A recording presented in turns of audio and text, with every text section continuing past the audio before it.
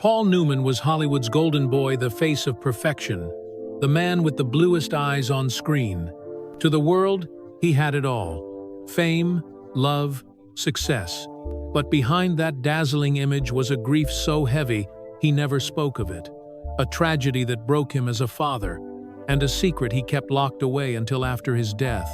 On the surface, Paul Newman seemed untouchable. With his striking looks, natural charisma, and a smile that melted through the screen, he became the embodiment of Hollywood's golden age.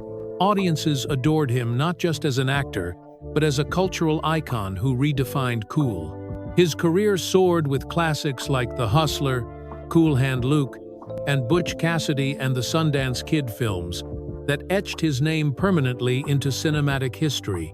Critics praised his range, fans idolized him, and peers respected his craft. But Newman's influence stretched beyond Hollywood. He built Newman's Own, a food brand that turned into a philanthropic empire, donating millions to charity. To many, he was more than just a movie star. He was a model citizen, a loving husband to Joanne Woodward, and a father who appeared devoted to his family. To the public, Paul Newman's life looked like a fairy tale: a career without scandal, a marriage that endured decades, and a heart dedicated to giving back. He was the man who seemed to have conquered life itself. But the truth, hidden beneath this golden image, was far more fragile. Long before the fame, long before the image of a flawless leading man, Paul Newman was just a boy growing up in Shaker Heights, Ohio. Born in 1925 to a Jewish father and a Catholic mother, he was raised in a comfortable, middle-class household. Yet even in this seemingly stable environment, Newman carried an unease that would shadow him for the rest of his life. He often felt like an outsider, unsure of where he truly belonged. Teachers doubted his seriousness, classmates teased him, and even in his own family, he sensed he was never the favorite. His father, who ran a sporting goods store, wanted discipline and toughness. Paul, restless and sensitive, struggled to live up to those expectations. When he later spoke about his youth, Newman admitted to feeling like a fraud, someone who wasn't nearly as talented or deserving as people believed. That seed of self-doubt was planted early, and it never fully left him. Sports became his refuge, and later, theater offered him a new kind of escape.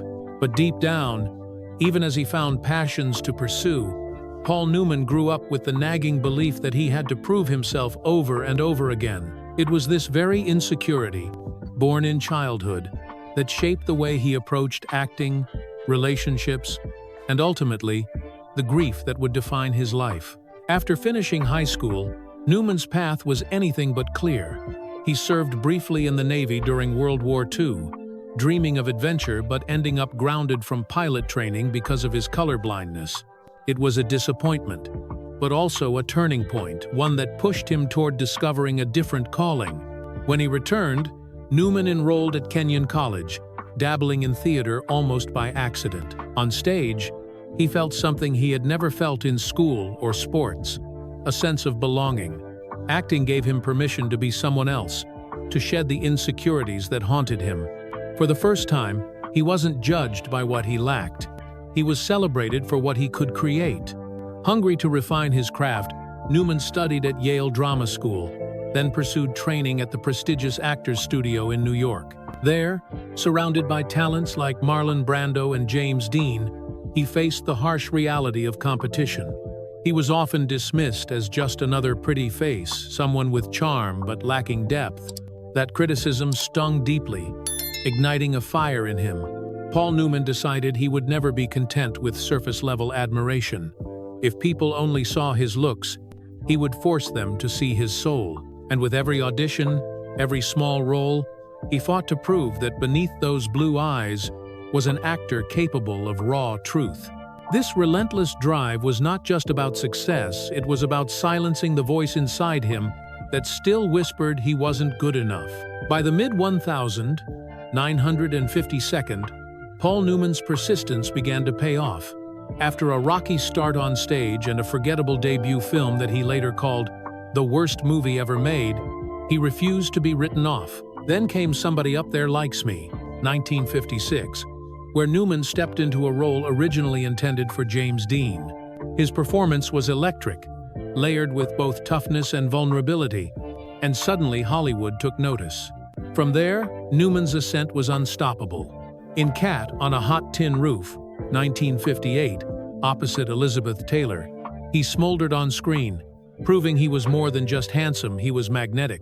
Critics hailed him as one of the most promising young actors of his generation. The momentum carried into the 1962nd. The Hustler showcased him as the brooding pool hustler, Fast Eddie, a role that cemented his reputation for intensity and complexity. Then came Cool Hand Luke, where his defiant, charismatic anti-hero captured the restless spirit of a generation.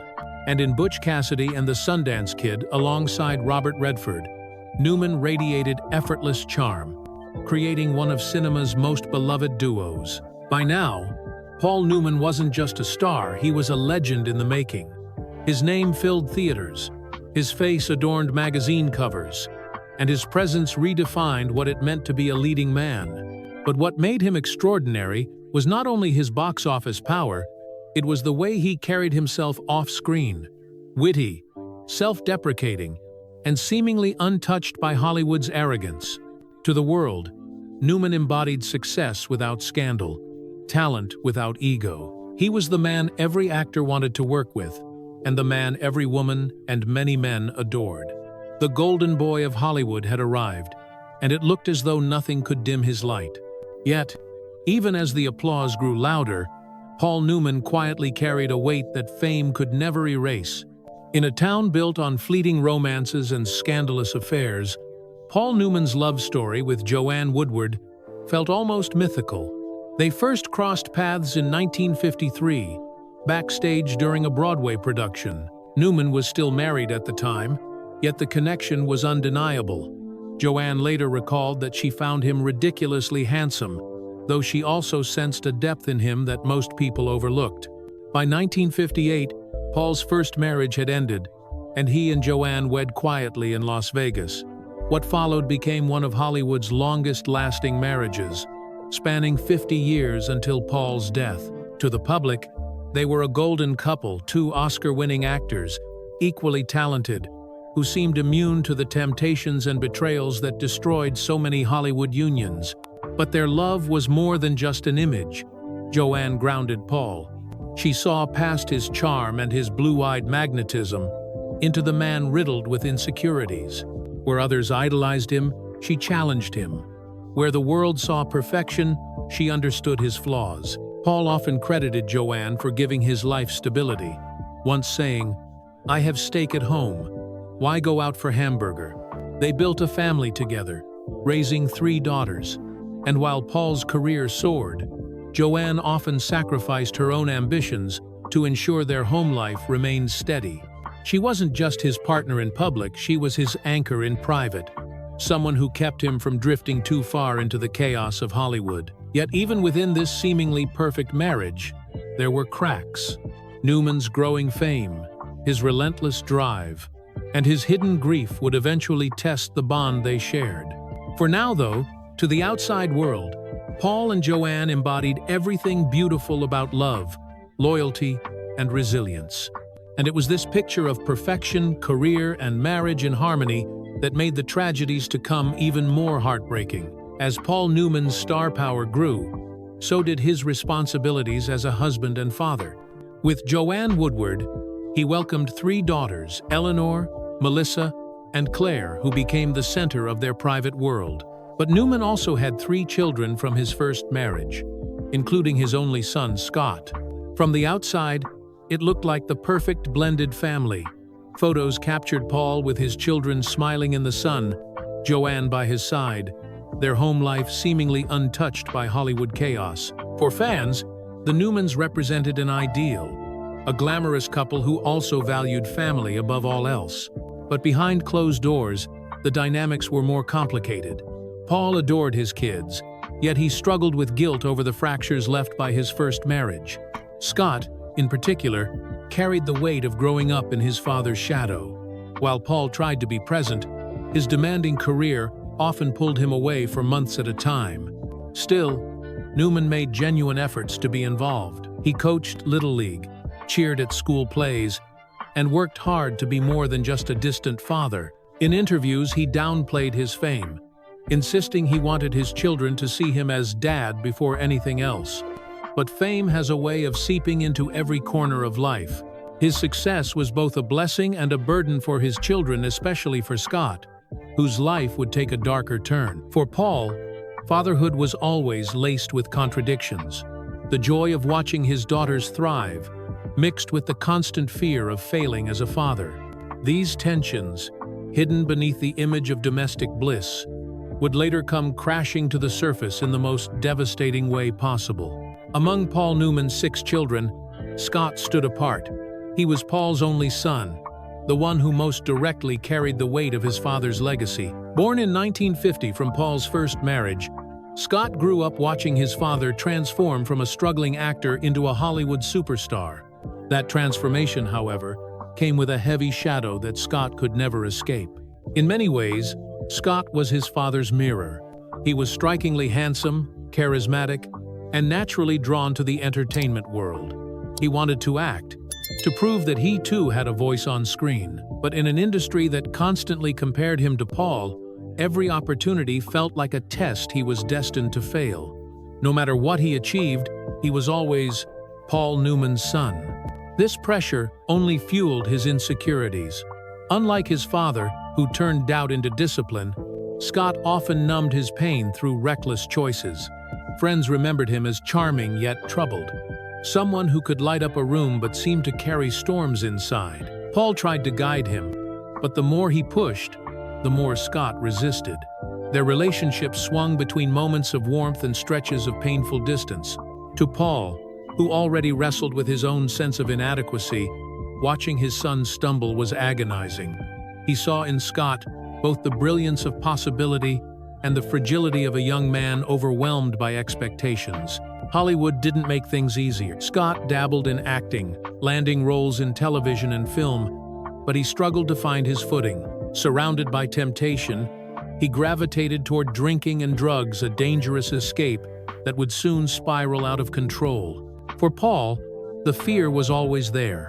He knew the industry's underbelly, knew how quickly it could devour the unprepared. What he didn't know was just how soon his worst fears would come true. In November 1978, the nightmare Paul Newman had silently dreaded became reality. Scott, just 28 years old, was found dead in a Los Angeles hotel room. The cause: an accidental overdose of alcohol mixed with tranquilizers. For the world, it was another cautionary tale of Hollywood's excesses. For Paul, it was the single most devastating moment of his life. The news hit him like a blow he could never recover from. Friends later recalled that Paul seemed almost paralyzed, unable to process what had happened. This was not just the loss of a son, it was the loss of every dream Paul had silently held for him. All the times he wished he could shield Scott, all the moments he hoped his son would overcome the chaos, gone in an instant. The public reaction was swift, yet shallow. Headlines focused on the tragedy, linking it to Newman's fame, the curse of Hollywood families. But Paul refused to make Scott's death a spectacle. He stayed silent, speaking very little about it, carrying his grief inward rather than outward. Those close to him said he blamed himself, that he believed if he had been a better father, more present, Scott might have survived. The guilt was relentless. Paul had built an image of the perfect Hollywood man, talented, charitable, happily married. But none of that mattered now. In his own eyes, he had failed at the role that mattered most, being a father to his only son. Behind those famous blue eyes, a new kind of shadow took hold. It was not the insecurity of youth, nor the pressure of fame. It was grief deep, unspoken, and impossible to erase. After Scott's death, Paul Newman's world seemed to fracture in ways he never allowed the public to see. On screen, he kept working, delivering performances with the same brilliance audiences adored. In interviews, he flashed his signature wit, downplaying personal questions with charm. But behind closed doors, he was a man haunted. Friends noticed a heaviness in him, a quietness that hadn't been there before. He withdrew more often, spending long hours alone, sometimes with a drink in hand, staring into nothing. To Joanne and the children, it was clear. Paul was consumed by guilt. He replayed Scott's life in his mind endlessly, asking himself what he could have done differently. Should he have been stricter, softer, more present, less famous? He once confided to a close friend that he felt Scott's death was the price of his own success, that in pursuing his career, he had left his son exposed to the worst of Hollywood's temptations. Whether true or not, the belief sank deep into him. And because Paul Newman was never a man who exposed his emotions easily, he carried that pain silently, refusing to share it with the world. Instead, he channeled his grief into action. He began to support addiction recovery efforts, not as a celebrity spokesperson, but as a father desperate to make meaning out of loss. Yet even as he gave, he never spoke openly about his son's death. To him, it was both too personal and too unbearable. To the world, Paul Newman remained the same dazzling star, but those closest to him could see it.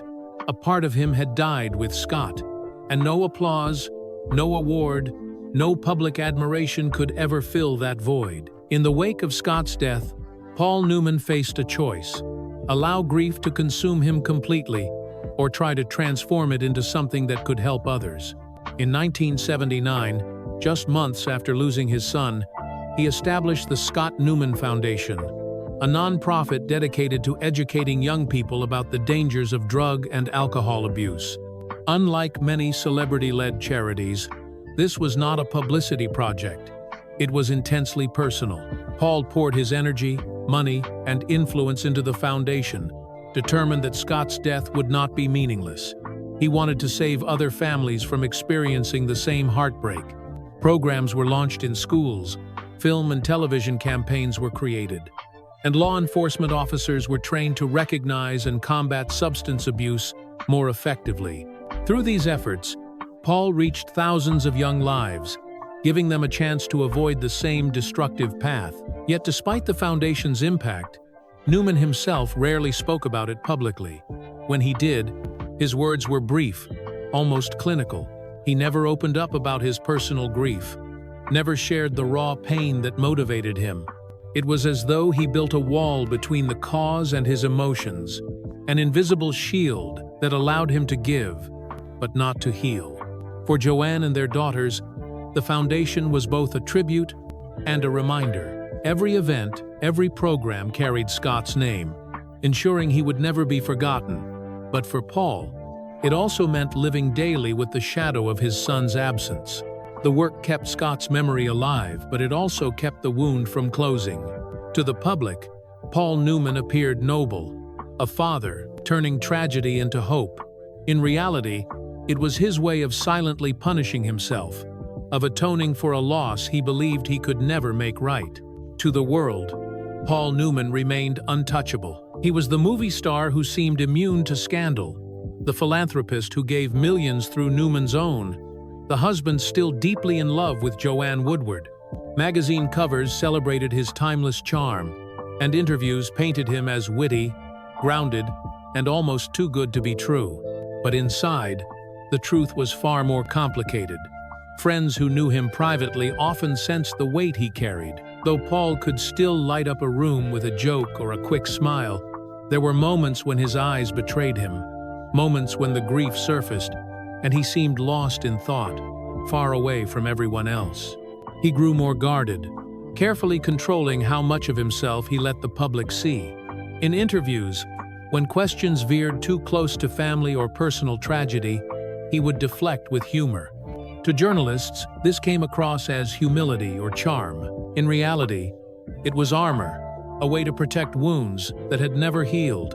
Even Joanne, his anchor, admitted that there were times she couldn't reach him. In her private reflections, she described Paul as a man who could be tender and loving one moment and then suddenly retreat into silence the next. The grief made him distant, not because he didn't care, but because he cared too much and didn't know how to share the depth of his pain. The contradiction became his reality. Paul Newman, the legend, adored by millions, and Paul Newman, the father, tormented by guilt. To the outside world, he was a man who had it all. Behind closed doors, he was a man who believed he had failed at the most important role of his life. For decades, Paul Newman and Joanne Woodward were held up as Hollywood's perfect couple. To outsiders, their marriage was a shining beacon of loyalty and love in an industry notorious for its broken vows. But the truth, revealed later through Joanne's journals and private accounts, told a more fragile story.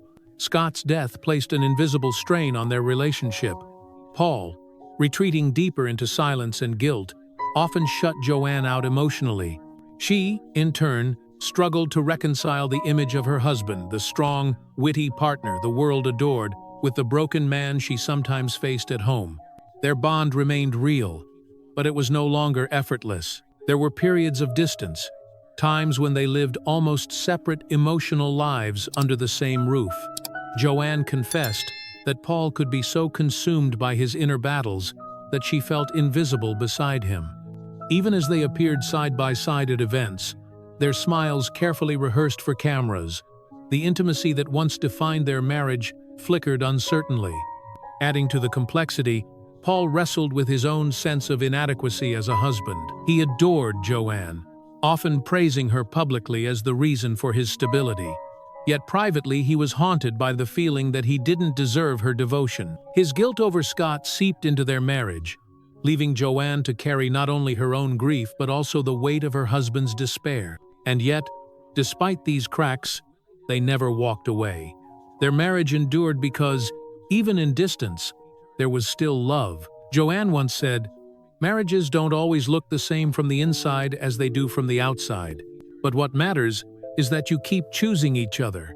For Paul and Joanne, the choice to stay was both an act of love and an act of survival. Even as his private life grew heavier, Paul Newman's professional life continued to soar.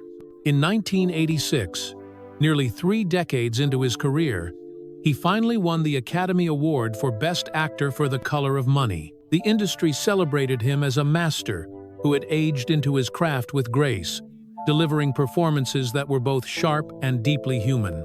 He remained a box office draw, a respected director, and a beloved philanthropist.